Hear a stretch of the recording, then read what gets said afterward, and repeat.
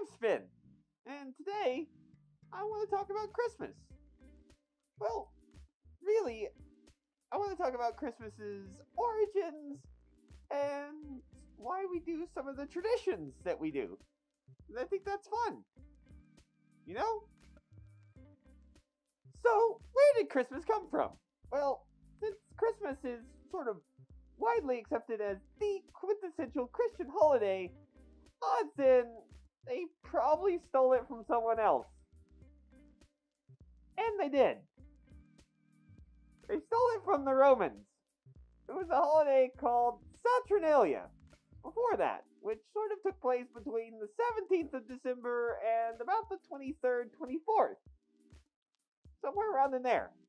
In this celebration, people would give gifts to each other. There was more of a sense of goodwill, I guess, between individuals. And I think they decorated a tree with candles. In fact, yes, I believe they did decorate a tree with candles. Any of that sound familiar? So another classic is mistletoe. And we hang it above doorways, and if you meet underneath it, you're supposed to kiss or whatever. We hang it, up here, there-ish, I guess. So its origins are kind of varied, but the one we're going to go with is the Norse one. So the story goes that Balder, one of the most beloved gods in the Norse pantheon, was slated to die. His mother, I believe Freya. If it's not Freya, I'll put something there. I think I'm right though. Didn't want this to happen, so she went down to Earth and she extracted promises out of every single thing. Rocks, trees, whatever. But she neglected mistletoe, as she didn't see it as much of a threat, and therefore didn't think it would possibly be used to harm her son. Loki, seeing and knowing this, created a arrow or dart or some such thing out of mistletoe and tricked Balder's brother into using it against him, which ultimately killed Balder. And we sort of kiss under the mistletoe to never forget mistletoe. Now, there's other stories in which Balder lives, and that's sort of why mistletoe has white berries, which, oddly enough, are exceptionally toxic. But more than likely, in the stories, the original stories, Balder died. Just how it is, you know? Some stories just don't have that much of a happy ending. And while we're on the subject of the Norse pantheon, it is suspected that the general image of Saint Nicholas, or Santa Claus as a whole, was more taken from the idea of Odin, who was an elderly man, very bearded, and traveled around with a cloak. It could be possible, but there was in fact a real Saint Nicholas who existed and did good things for people, but the overall image right now has a lot more to do with what the Coca-Cola company wants you to believe it has to do with, and a lot less to do with any particular myth or mythos that you might want to apply, or people, what have you.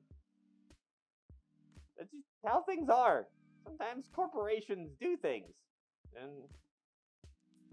we sort of buy into it.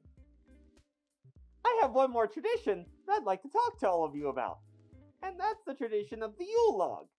Now, when most people think of Yule logs, depending on where you are in the world, they might think of this. This is technically a Yule log, but it's sort of, well, just a representation of it. Now, some of your families may in fact burn a real Yule log. I don't know. But most people just sort of get the cake, you know? So this tradition kind of stems from everywhere. It stems from Germanic and Norwegian customs, mostly everywhere, but it's a kind of traditional bonfire-esque celebration. Like you host a big gathering, and it's sort of celebrating the sun coming back and the days getting longer and all of those things. So a traditional Yule log, though, has a lot less to do with cake and a lot more to do with a really large log that was placed in the fire pit and set ablaze and would last just a terrifically long time.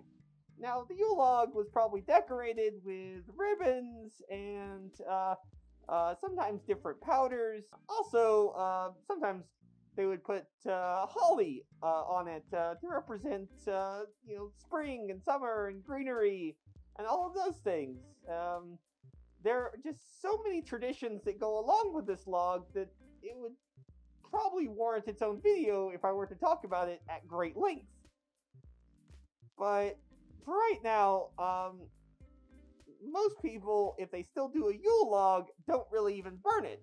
They just sort of put candles inside of it, mostly 3 or so, and then they sprinkle a little powder over top of it and tie holly to it and ribbons and things, and they put it as a centerpiece. And that's about the end of that tradition.